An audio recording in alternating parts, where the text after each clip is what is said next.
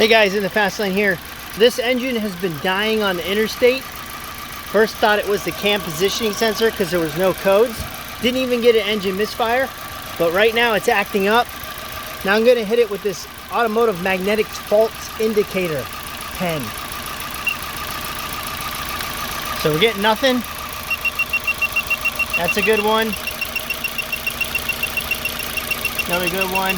So these are all good. That one, dead. Oh, there it goes, see? Just live, we just seen it change. So now this coil pack started working again.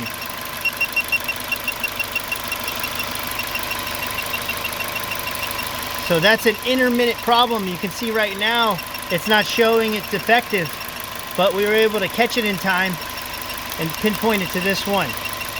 I have the original Denso coil pack. I'm just gonna swap it out with this one that's malfunctioned,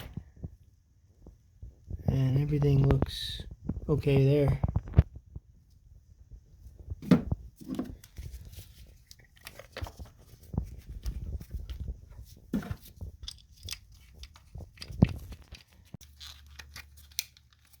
All right, gotta fire it up real quick, give it another test.